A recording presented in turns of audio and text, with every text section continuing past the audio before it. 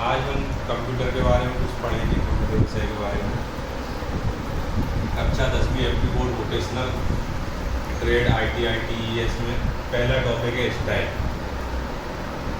Style document के format संबंधी सूचनाओं के संग्रह को स्टाइल कहते हैं। फॉर्मेट संबंधी सूचनाएं मतलब कि हम अपने पेज को कितना अच्छे से सुसज्जित करते हैं। जैसे पेज पे एक हेडर जिसमें हम अपनी अगर कॉपी लेके आते हैं, उसमें देखते हैं तो एक डेट का डे, ऐसे कुछ हेडर्स में चीज़ें दे दी जाती हैं। एक रेड लाइन होती है अपने पेज में कॉपी के, उसके ऊपर कुछ चीज़ें रहती हैं, डेट के, पेज नंबर वगैरह, ये सब चीज़ें हम हेडर में ले सकते हैं। तो हेडर क्या है, एक स्टाइल, पेज स्टाइल करने के लिए एक सुविधा प्रदान की गई है हमें। उसके अलावा एक फुटर होता है जिसमें नीचे पेज नंबर डाल सकते हैं या साइन का सिग्नेचर करने का ऑप्शन दिया रहता है, या जो भी सूचना हम डालना चाहते हैं वो रहता है।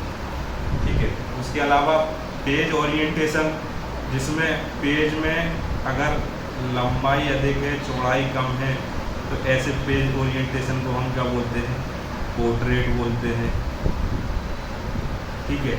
और अगर पेज में चौड़ाई अधिक है और लंबाई कम है, तो ऐसे पेज ओरिएंटेशन को हम लैंडस्केप ओरिएंटेशन बोलते हैं। ये भी हम अपनी सुविधा के अनुसार कर सकते हैं, अपने डॉक्यूमेंट बनाने में फॉर्मेट कर सकते हैं पेज को। इसके अलावा पेज का साइज, जैसे एक लेटर साइज पेज होता है, ठीक है, दूसरा A4 साइज पेज होता है, एक लीगल साइज पेज होता है जो A4 साइज के पेज से भी बड़ा होता है।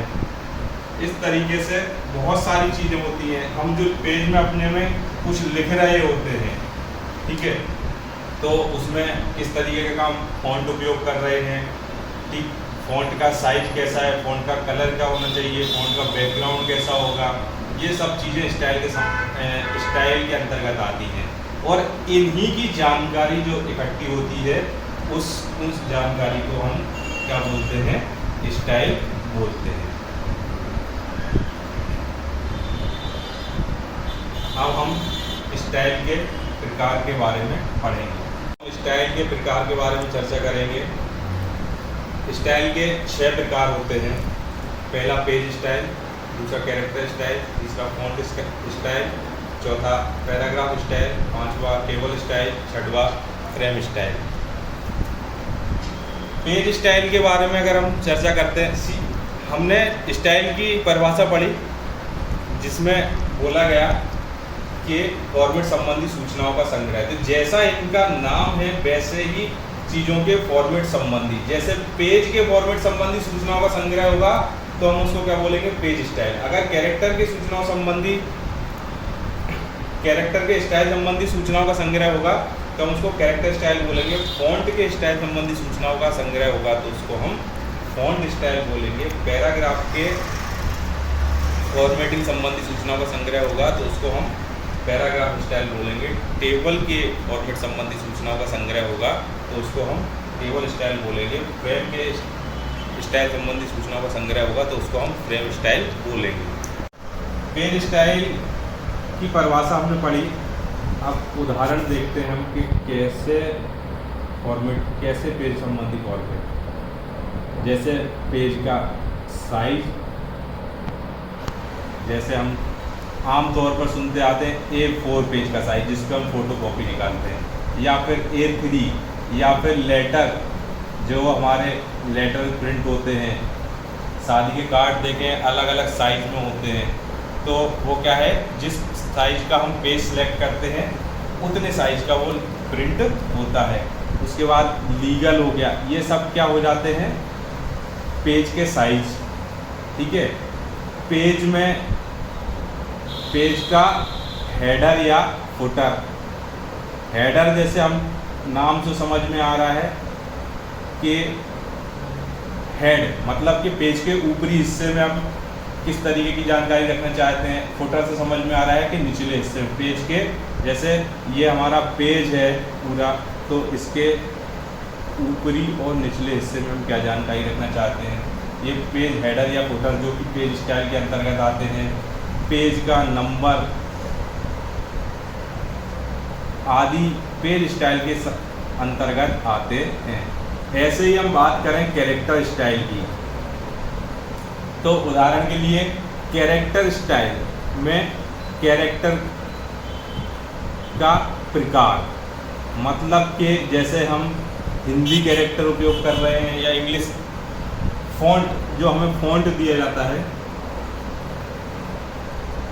कैरेक्टर स्टाइल में क्या आ जाता है, कैरेक्टर का प्रकार, कैरेक्टर के बीच में कैरेक्टर के बीच में स्पेस, जिसको हम कैरेक्टर स्पेस बोलेंगे, ठीक है, वर्ड स्पेस आदि इसके अंतर्गत आते हैं। अब कैरेक्टर के स्पेस समझाएं हम, तो मान लेते हैं ITES हमें अगर लिखना है तो इन दो कैरेक्टर के बीच में हमें कितनी स्पेस छोड़नी है और इन दो वर्ड के बीच में हमें कितनी स्पेस छोड़नी है, ये सब चीज़ें कैरेक्टर स्टाइल के अंतर्गत आती हैं। कैरेक्टर का कलर कैसा होगा, ठीक है, कैरेक्टर का बैकग्राउंड कैसा होगा, जब हम सिंगल कैरेक्टर पे ये चीज़ें अप्लाई करते हैं तब। फ़ॉन्ट स्टाइल के अंतर्गत अगर हम बात करें तो फ़ॉन्ट कैसा होगा, हम एक फ़ॉन्ट ऑप्शन दिया जाता है हमें, FONT फ़ॉन्ट ऑप्शन हमारे मेन्यू में दिया जाता है हमें, वहाँ से हम फ़ॉन्ट का प्रकार सिलेक्ट कर सकते हैं, ठीक है, फ़ॉन्ट का साइज सिलेक्ट कर सकते हैं,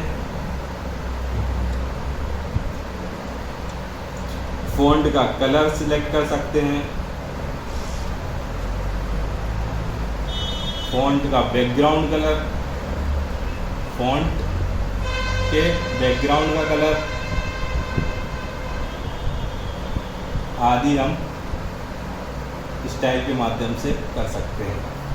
पैराग्राफ स्टाइल, एक पैराग्राफ के अंतर्गत फ़ॉन्ट वर्ड स्पेसिंग, शब्दों के बीच में कितनी जगह छोड़ी जाएगी, लाइन स्पेसिंग, हर लाइन एक दूसरे से ऊपर, जैसे ये दो लाइन में है तो हर लाइन के बीच में कितनी जगह ऊपर नीचे होगी, line spacing, character spacing,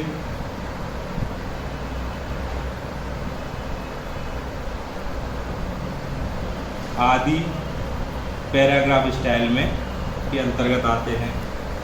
table style के अंतर्गत टेबल से संबंधित जितनी भी स्टाइलिंग हो सकती है, जैसे टेबल की हेडिंग किस तरीके की होगी, कलर हेडिंग का, ठीक है, हेडिंग का कलर, हेडिंग साइज, इसके अलावा टेबल का बैकग्राउंड,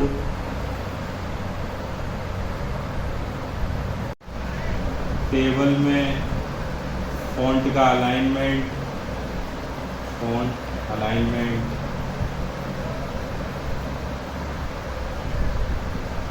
आदि। ऐसे ही यहाँ पे हमने पैराग्राफ स्टाइल जो पढ़ी थी, इसमें भी अलाइनमेंट की बात होती है। 3 तरीके के अलाइनमेंट होते हैं, लेफ्ट, राइट और सेंटर, और यहाँ वर्ड में भी हम अलाइनमेंट कर सकते हैं।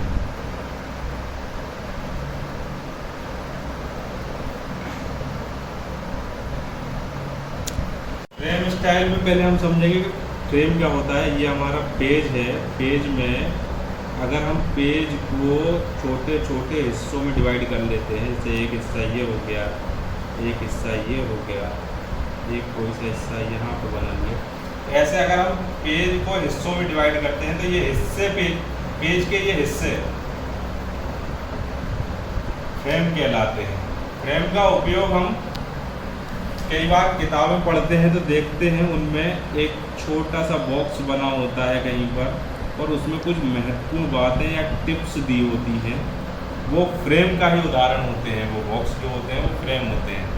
फ्रेम का उपयोग हम या तो कुछ टेक्स्ट लिखने के लिए या फिर उसमें कोई इमेज रखने के लिए बनाते हैं।